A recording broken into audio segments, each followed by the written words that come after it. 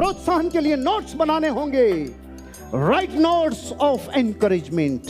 इस मीटिंग में 3 तरह के लोग बैठे हैं। पहले वो जो सब लिख ले यार, फिर बाद में रस ले लेके पढ़ेंगे और आनंद आएगा। दूसरे, वाह यार आनंद ऑलरेडी इतना आ रहा है, लिख के क्या करेंगे। तीसरे, वो जिनको पता ही नहीं है लिखना चाहिए कि नहीं लिखना चाहिए। सबसे ज्यादा फायदा किसको होता है भाई? जब भी जीवन में ज्ञान बढ़ रहा हो, जब भी वैल्यू बढ़ रही हो, जिसने लिख लिया रे करोड़ों कमा लिया। भाई साहब ने पूछा था ना, ज्ञान और धन, जिसने लिख लिया उसने करोड़ों कमा लिया। आज मैं कमाया इस ज्ञान से। ये ज्ञान मैंने कब लिखा था? 2 अक्टूबर सन 2000 को। कितने साल हो गए? 22-23 साल हो गए। दिन के बाद से लेके अब तक लिखने की आदत नहीं गई। अब तो इतने नोट्स हैं, इतने नोट्स हैं, आनंद आता है। कभी अपने आप को एनर्जाइज करना हो, एक्साइटमेंट लाना हो, तो बस निकालता हूँ नोट्स और चालू करता हूँ, वापस एक्साइटमेंट आ जाता है। क्योंकि लिखा हुआ स्मृतियों में चला जाता है। किधर चला जाता है? लिखा हुआ स्मृतियों में चला जाता है। सोचो अगर लिखा हुआ नहीं होता तो क्या होता? लिखने की जरूरत पैदा करो। अगर अतीत में लोगों ने लिखा नहीं होता ग्रंथ, तो क्या आज हमें मिल पाते?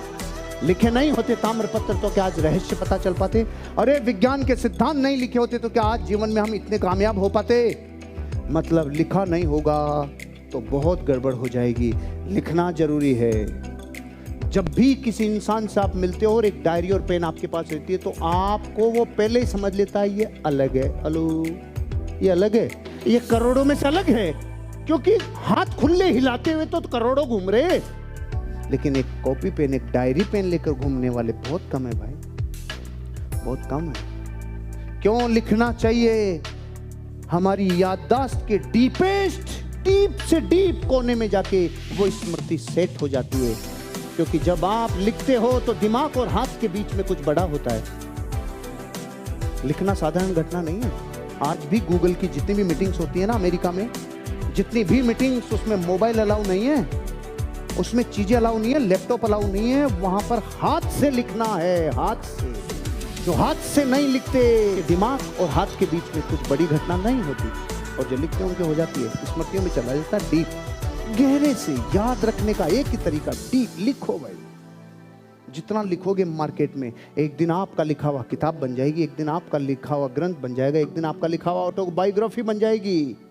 स्मृतियों में जाना चाहिए। कितना शोले, कितने लोगों ने देखी शोले? उसमें मेन आदमी कौन था? मतलब पूरी दुनिया साला जे और वीरू का नाम बाद में लेती है, पहले सबसे बापू आदमी का लेती, क्योंकि आपकी स्मृतियों में चला गया गब्बर। लेकिन आपको गब्बर की ऑटोबायोग्राफी पता है उसके साथ क्या हुआ था? जैसे ही गब्बर जन्मा, साले की लाल कर दी उसकी माँ ने। जन्मते गब्बर की माँ ने इतनी पिटाई लगाई, पूछो मत। तो पड़ोसी ने आगे पूछा, क्यों मार रही है? अभी तो जन्मा है। कि मारू नहीं तो क्या करूं? साला आते ही पूछता है, कितने आदमी थे माँ? पकड़ने में टाइम लगता है भाई, ताकत लगती है। अब गब्बर ऐसा क्यों पूछा? उसके बेचारे के गुस्सा हुआ था, कितने आदमी थे सांबा। तो जब भी आप कोई चीज गहरे से बैठा लेते हैं ना, तो माँ कसम गहरे से आपको याद रहती है। अब कल के सेशन में क्या क्या याद है वो इस बात पे डिपेंड करता है, लिखा कितना था। आज वाले में कितना याद रहेगा, ये कल कितना रहेगा, परसों तक कितना रहेगा, डिपेंड करता है लिखा कितना था।